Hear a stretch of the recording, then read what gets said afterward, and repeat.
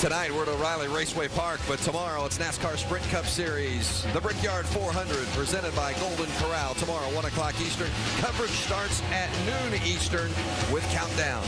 The Mopar Mile High NHRA Nationals tomorrow night 7 o'clock Eastern on ESPN2. The finals and the NASCAR Nationwide Series at Iowa 1 week from tonight 7 o'clock Eastern on ESPN2.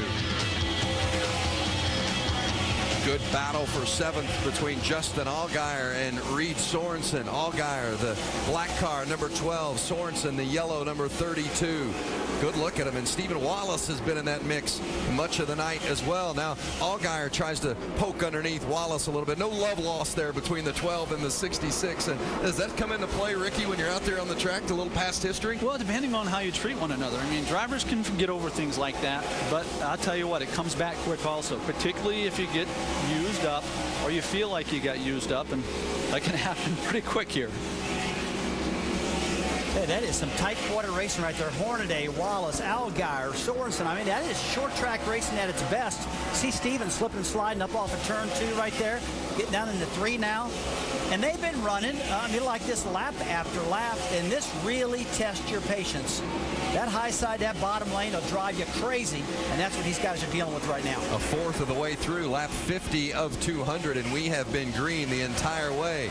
As you look out the front window of Justin Allgaier in the Verizon car, Verizon Wireless customers, text CHAMPION to 43776 for exclusive Champion Chats content from our NASCAR Now Roundtable experts.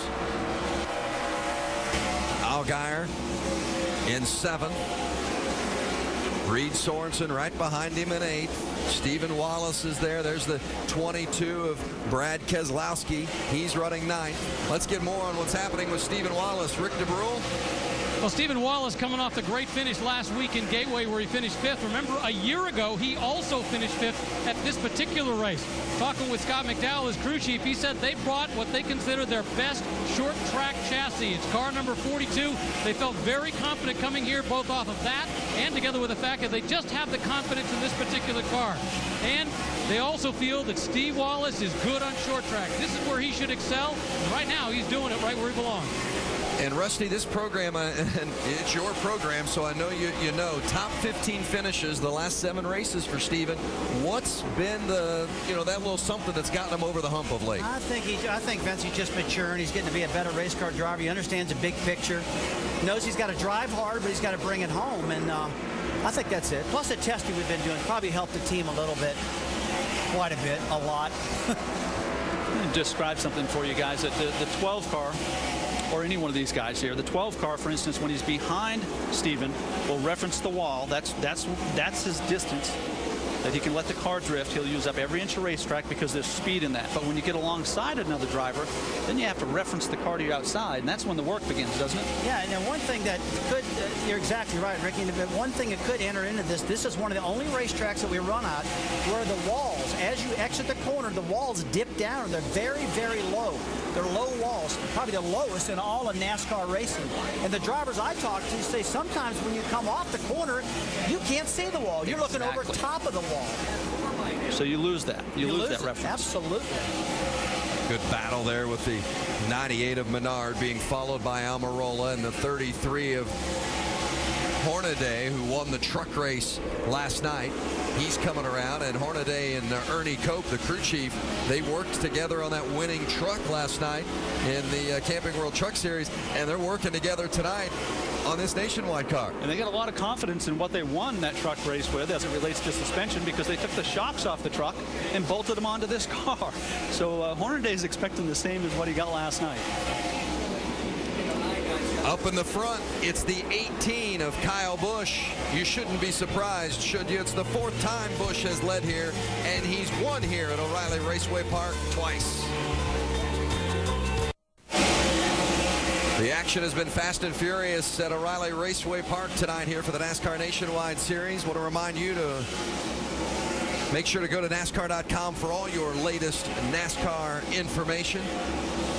Get the latest on what's happening, not just tonight, but also tomorrow night with the Brickyard 400 and the Indianapolis Motor Speedway.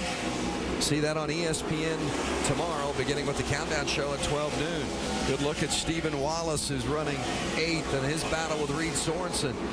Sorensen trying to get up underneath the 66, but just hasn't quite had the drive off the corner to do it. And Brad Keselowski, who's moved into 7th, has put a little distance between themselves now. Guys, this is a long green flag run, 65 laps into it, and still no caution. It is definitely longer than I thought it would be. The tires are starting to wear a little bit. Patience is starting to wear on these cars a little bit too. And they have been bumper to bumper, lap after lap. I'm not talking about these three. I'm talking about everybody. And they can't get away from each other.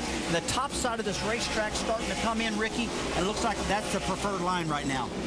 How about the 15 of Michael Annett? He has moved all the way up to 12th position. He's picked up 15 spots tonight. So started 27th all the way up to 12th. His car's got to be working. And it really means something when you say that, and it's all under green. You know, as opposed to getting some on pit road or getting some on a restart. He did all of that under green. And we're reaching a point, Rusty, where these things, the cars are starting to drop off with the tire wear. They're not going to drive very well. They're going to hear some complaining. And the crew chiefs have to dissect that and, you know, decide what is your biggest problem. Is it middle of the corner? Is it forward bite or rear grip on the exit of the corner? Because the next stop might determine whether you win or lose, or at least contend for the race or not. Yeah, absolutely, Rick. And one thing I'm starting to see right now, though, look at Michael Nutt. He's been our biggest mover, up 15 positions, and I'm starting to see the front brakes starting to get cherry red. That means he's really driving this thing hard, and that's where you got to really baby these brakes. You don't want to tear them up too early. Another one on the move is Joe Nemechek in the 87. He's picked up 12 spots. He's currently running in the 20th position. One of those double-duty guys. He'll start 33rd at the Brickyard 400 tomorrow. There's the 87 of Nemechek. Knows his way around this place, too. He does. He's a former winner here. He's a former champion. And, you know, we're at a point here where the tires, again, are getting harder and harder as they build pressure. They feel awful. And that experience, I think, is going to favor these veteran drivers. Joe definitely knows how to get around here. And the car looks good. He's taking care of it. Looks clean. 70 of 200 laps in the books. We had a stack up on the outside lane at the green flag. Cars were damaged, but no yellow has come out. We've been green all the way, and Kyle Busch is your leader.